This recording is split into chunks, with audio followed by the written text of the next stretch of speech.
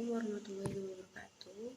Perkenalkan, nama saya Dana Rizky, NIM 70121028. Baiklah, di sini saya akan memenuhi tugas saya, yaitu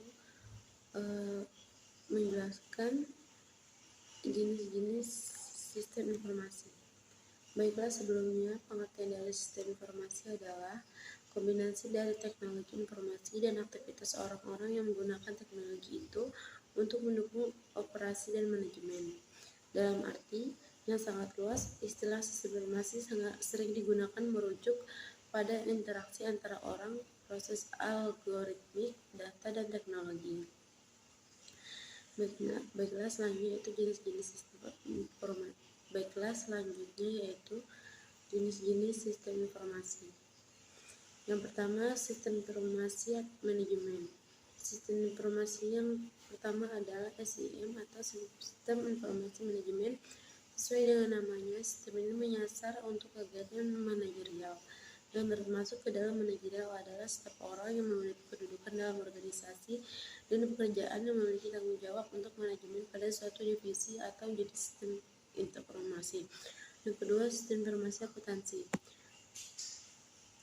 Jenis yang kedua adalah sistem informasi akuntansi, disebut SIA. Merupakan implementasi sistem informasi yang berhubungan dengan sistem akuntansi dari suatu organisasi atau perusahaan. Yang ketiga, sistem informasi keuangan. Sistem informasi keuangan merupakan sistem informasi yang berbeda di bawah manajemen dengan fungsi untuk mengatur keuangan perusahaan. Sistem informasi keuangan ini nantinya akan diintegrasi dengan sistem informasi akuntansi untuk masalah pencocokan datanya. Ada beberapa alasan penting kenapa harus mengimplementasikan sistem informasi keuangan dalam bisnis. Selanjutnya yaitu sistem informasi manufaktur. Untuk bisnis Anda yang bergerak dalam manufaktur atau produksi, memiliki sistem informasi manajemen ini adalah hal yang wajib. Yang kelima, sistem informasi sumber daya manusia. Sistem informasi ini sering digunakan pada bagian HRD dan personalia dalam perusahaan untuk menyiapkan data diri karyawan, gaji pokok, tunjangan, bonus masa kerja, jabatan, dan lain sebagainya. Dengan adanya sistem informasi ini, kerjaan dari bagian SDM bisa jadi lebih mudah. Yang keenam, sistem informasi pemasaran. Sistem informasi pemasaran sangat penting bagi divisi pemasaran dalam perusahaan. Dengan sistem pemasaran ini akan membantu dalam proses pencatatan dan memberikan segala informasi tentang penjualan yang telah dilakukan oleh perusahaan. Nah, yang terakhir adalah sistem informasi eksekutif. Sistem informasi eksekutif ini adalah sistem informasi yang dikembangkan dan juga digunakan untuk mereka yang berada di level eksekutif dari suatu perusahaan.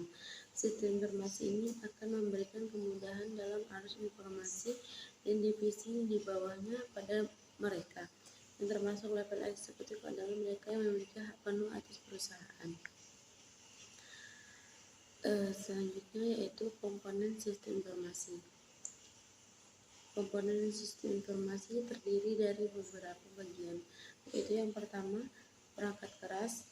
Perangkat keras merupakan salah satu komponen paling penting dalam sistem informasi. Tanpa adanya komponen ini, kemungkinan sistem informasi tidak akan berjalan dengan lancar.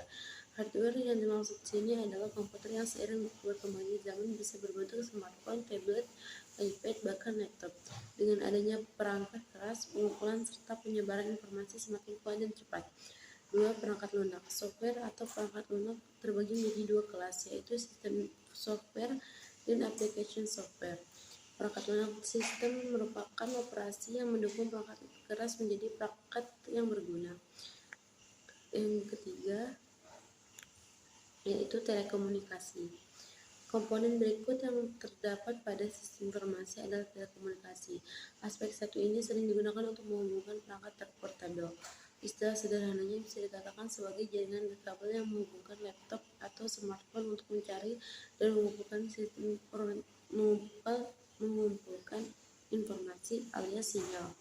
Tanpa adanya sinyal ini, pekerjaan manusia jadi terhambat.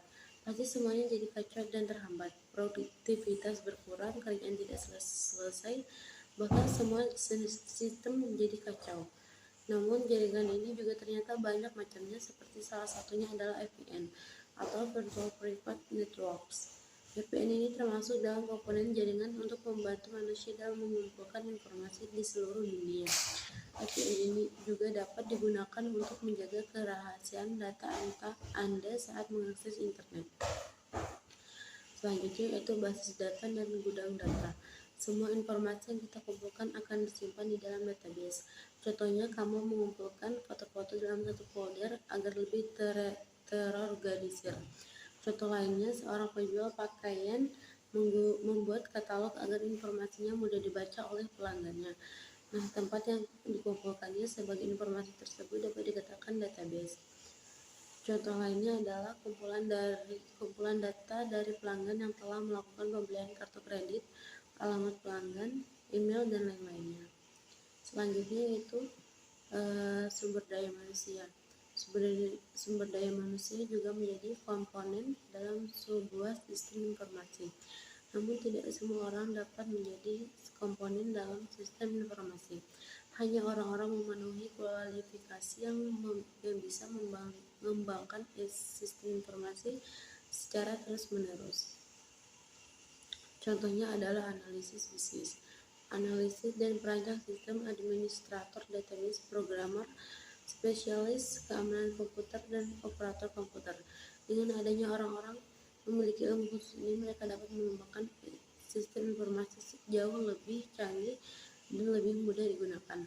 Tidak hanya itu, mereka juga berjasa untuk memperbaiki sistem yang error atau menambah sistem yang lebih baru. Baiklah, penjelasan dari saya. Jika ada salah dan kurang, saya minta maaf. Saya akhiri. Wassalamualaikum warahmatullahi wabarakatuh. Terima kasih.